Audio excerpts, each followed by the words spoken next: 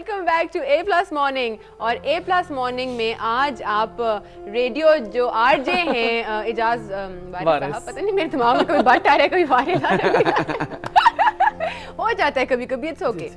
तो इनसे आज आप सुनेंगे लाइव या मतलब कि क्या कहते हैं वो एक जो इनका जो एनवायरनमेंट होता है आरजे इनका, उसमें जो जिस तरह लाइव कॉल और जिस तरह बोलते हैं सेशन पहले कानों के साथ सुनते थे। लेकिन उससे पहले मैंने इनको कुछ मशवरा देना क्योंकि बहुत दिक्कत हो रही है डॉक्टर साहब, गला बहुत खराब है, डॉक्टर साहब बहुत गला खराब है ये। और एक सिंगर के लिए खास तौर पे ये जो होती है ना स्टेट, हां देखिए बोलना नहीं जा रहा, दवाई सब दवाई अपार्ट सब कुछ छोड़ के आपको गागल्स की जरूरत है। अच्छा नमक के लिए गरारे यकीन करें शाम तक सर हमें कुछ बोल जाएं आप लोग तो वैसे ही माशाल्लाह सही बोल रहे हैं तो आपको जरूरत नहीं है, आप दोनों तो वैसे माशाल्लाह सही है। अच्छा अब आप थोड़ी सी आरजे जी बिल्कुल, कितने मिनट के में हो गया मेरे पास इंट्रो टू द सॉन्ग, हम स्टार्ट करते हैं टू द सॉन्ग। हां और वो सॉन्ग में जब आप फेड होंगे ना तो आपने खुद ही गाने ठीक है, वो ही ना आपने फेड होके एकदम माइक पकड़ के गाना ऑल इन वन चलो ठीक है मैं चलें जी शुरू हो जाओ।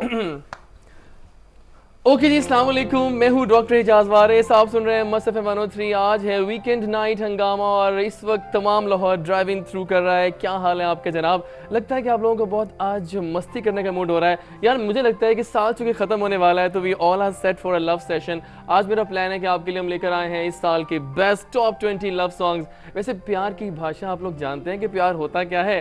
प्यार वही होता है जब कोई आपके प्यार का नाम लेता है तो आपके चेहरे पे लाली आ जाती है, आती है ना, आती है, सच कह रहा हूँ आती है, कभी गलत कहा है मैंने आप लोगों को? प्यार वही है। प्यार कॉल आ गई है जी। ओके अस्सलाम वालेकुम। कौन बात कर रही हैं आप? मैं शगुफ्ता कित्थों कॉल कर रही हैं? मेरी फर्स्ट टाइम कॉल लगी है, मैं बहुत खुश हूँ, मैं बहुत आपकी फैन हूँ, बहुत मजा आ रहा है, बहुत अच्छा लग रहा है, आप बहुत अच्छे बोलते हैं। एक बात कहूँ मैं, जी, आपकी आवाज बहुत प्यारी है आप बहुत दिल से बातें कर रही हैं। शगुफ्ता की कॉल कर रही हैं? ये कौन आ गया शगुफ्ता? ये कौन है? बात सुने आप ना, आपके बोलने का अंदाज भी बड़ा अच्छा है। थैंक यू सो मच शगुफ्ता। आपके साथ कौन थे अभी? कौन है? कौन है? चलिए वो ना बात करना चाह रहे हैं आपसे मेरे पास। जी प्लीज चले दिल चले करवाई दे। हां सलाम है, कौन साहब ने? वालेकुम अस्सलाम, मैं जाजी बात कर रहा हूं। जाजी कौन? किदा जाजी? जाजी तोड़ा थोड़े लोगों का जाजी मजाजी मैं सिर्फ एक का हूं। अच्छा चलो ठीक है, फिर गाना सुना दो। गाना क्या सुनाओगे तुसी? लूव सॉन्ग कोई Louvre love song Louvre song सुना तानू सुना दिया गाना पुलिस विच भर्ती हो गया। की ख्याल है ਤੁਹਾਡਾ? ओही चंगा पर कोई लूव चंगा ही है। पुलिस विच भर्ती हो गया मैं, पुलिस विच भर्ती हो गया, पुलिस विच भर्ती हो गया, पुलिस विच भर्ती हो गया मैं, पुलिस विच भर्ती हो गया। आज माता आगे वो गाता नहीं सही आप गा दो जुनेद को पकड़।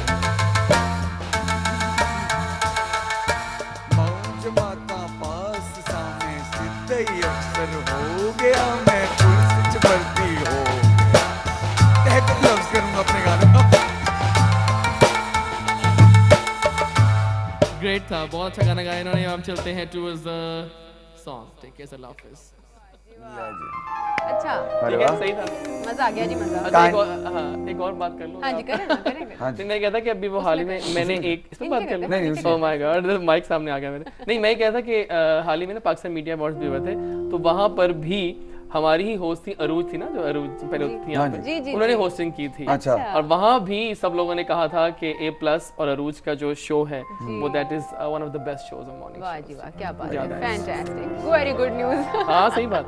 अच्छा शाह साहब, आप ज़्यादातर जो आपका काम होता है क्या वो ख़ास यूथ ओरिएंटेड होता है, या क्या आपने कभी यूथ के लिए कुछ सोचा है, या it's just generally your expression and you know जिस मूड में आप हो?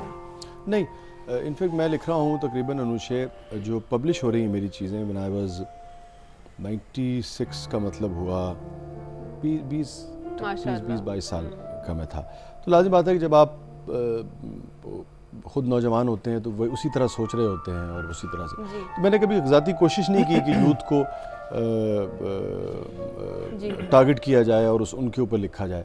अब ज़रूर अलबत्ता मैं सोचता हूँ कि जो थोड़े बहुत तजुर्बात जिनसे मैं अभी गुजर के आया हूँ और बहुत सारे मुझसे बाद आने वाले उससे गुजर सकते हैं, उनके साथ जो चीज़ अपने एक्सपीरियंस हम शेयर कर सकते हैं वो ज़रूर किया। मतलब जो मैं कॉलम्स लिखता हूँ उसमें मैं ज़रूर कोशिश करता हूँ कि यूथ के लिए अगर कोई बात हम कर सकें तो वो हम ज़रूर कहें। अच्छा वेरी नाइस। ड्रामाज के हवाले से थोड़ी सी बात करेंगे कि आजकल जो ड्रामाज आ रहे हैं ऑन एयर बहुत मुख्तलिफ किस्म के टॉपिक्स हैं।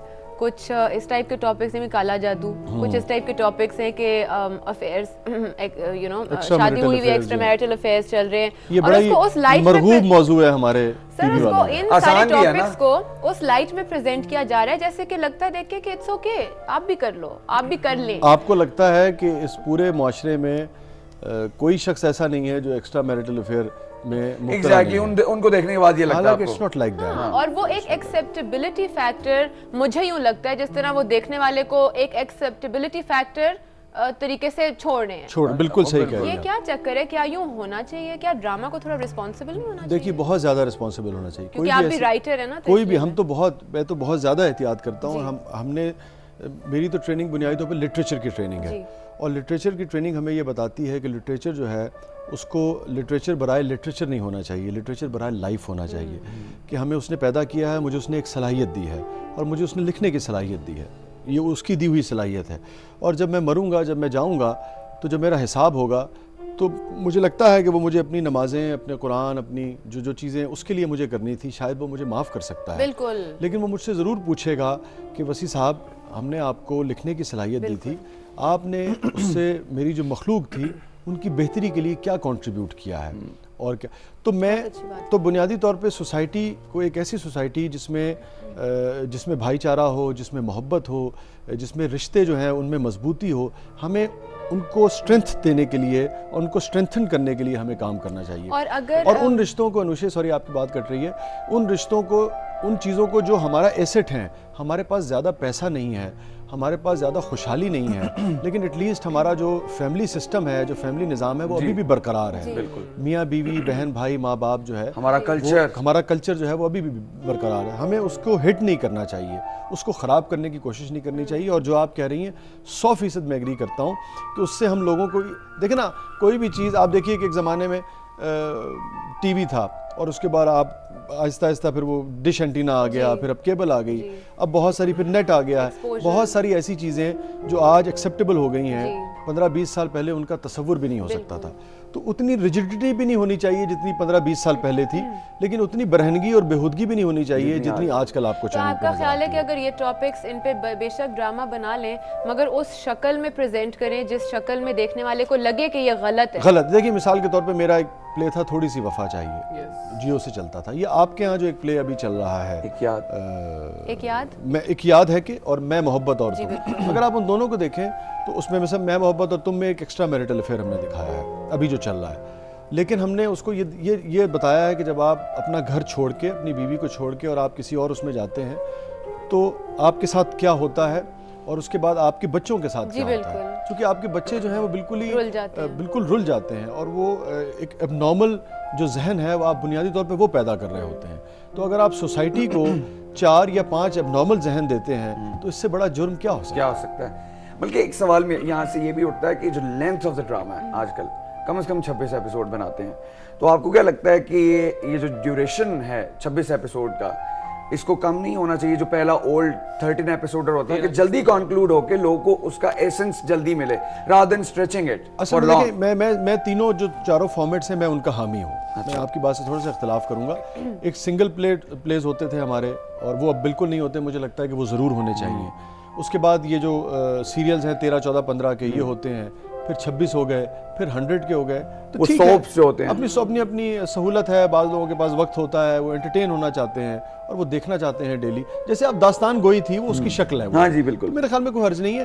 और बाज़ औक़ात कहानी की नौयत भी ऐसी होती है कि आप उसे लंबा चला सकते हैं। अगर आप देखें तो मुख्तलिफ दौर में मुख्तलिफ लंबी कहानियाँ भी लिखी जाती रहीं, मुख्तसर भी होती रही, शॉर्ट भी होती रही, और नॉवेल्स भी होते रहे। तो मेरे ख्याल में सारे ठीक हैं फॉर्मेट्स, अलबत्ता उनके अंदर क्या दिखा रहे हैं, कंटेंट इज मोर इम्पोर्टेंट। ज्यादा अहम बात यह है कि हम कंटेंट पे तवज्जो दें और अपनी जो वैल्यूज हैं उसके अंदर रहते हुए हम उसको बिल्कुल।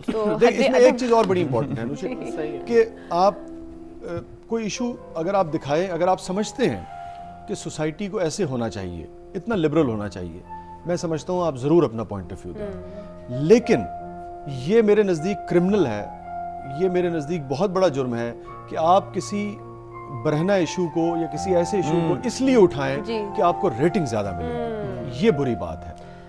इररिस्पॉन्सिबल बात है ना, बिल्कुल। और रिस्पॉन्सिबल हमेशा रहना चाहिए, और मैं रिस्पॉन्सिबली एक ब्रेक की तरफ जा रही हूँ, और रिस्पॉन्सिबली आपने मेरे साथ रहना, ठीक है। A+ morning.